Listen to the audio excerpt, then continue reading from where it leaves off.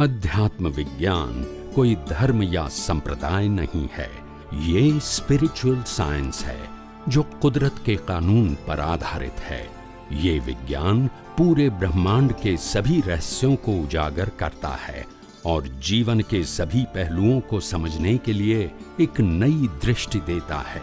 इसी को art of vision कहते हैं, दुनिया को देखने की एक नई दृष्टि, जो अध्यात्म विज्ञानी परम पूज्य स्वामी श्री कमलेशानंद जी के निर्देशन में सनातन सत्य का अनुसंधान कर हमारे जीवन को प्रकाशित करे।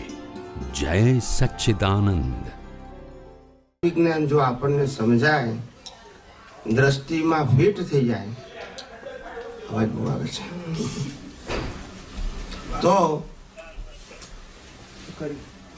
तो विज्ञान बहुत तो मुक्ति नो मार्ग सरल छे। इतिहासनी अंदर जेटला पण अनुभवी ज्ञानीओ થઈ ગયા એ બધાનો એક જ મત છે કે મોક્ષ માર્ગ સહજ છે, સરળ છે અને સુગમ છે। હવે આવા ગ્રેટ પુરુષો કે જેને એક્સપિરિયન્સ થયો છે, એ જો સહજ સરળ ને સુગમ ના હોય તો આવું બોલે કેમ?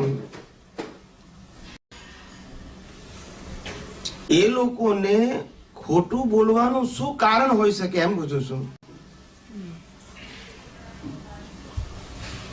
પણ કે છે કે આ સહજ સરળ અને સુગમ માર્ગ છે જ, પણ એને સમજાવનારો, શું કીધું?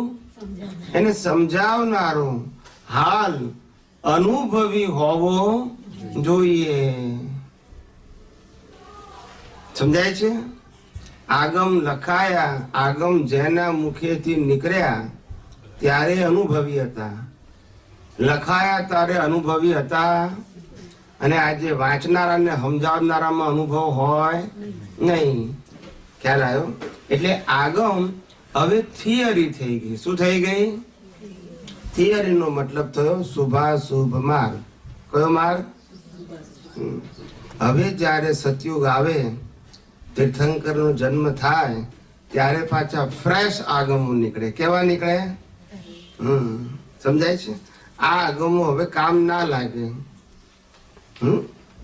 फ्रेश जोईए, गीता ए फ्रेश जोईए, वेदांत फ्रेश जोईए, बधु फ्रेश जोईए। केवुं जोईए? तो निवेडो आवे। એટલે શ્રીમદ રાજચંદ્રે એક પોતે કહ્યું કે આ કાળના અમે મહાવીર જ છીએ કે છે। ના સમજાયું? દાદા ભગવાને કીધું છે એવું કે આ કાળમાં અમે રામ કે મહાવીર જ છીએ? ચરણ વિધિમાં આવે છે? આપણે રોજ વિધિ બોલીએ છીએ, એમાં આવે છે? એ કા પડે છે કે ના પડે છે ખ્યાલ નથી। બેની ચરણ વિધિ અલગ અલગ છે। અમે આ કાળના રામ કે છીએ। હવે આપણને લાગે કે ભાઈ આટલો બધો અહંકાર કરવાની શું જરૂર? એમ ના કહે કે અમે આ કાળના અંબાલાલ છે, રામ મહાવીર કહેવાની શું જરૂર? ખ્યાલ આવે કે આ લોકોને ખબર નથી પડતી કે આવું કેમ બોલવું પડે છે જ્ઞાનીઓને આ કળિયુગની અંદર। સતયુગમાં ના બોલે, સતયુગમાં ના બોલે।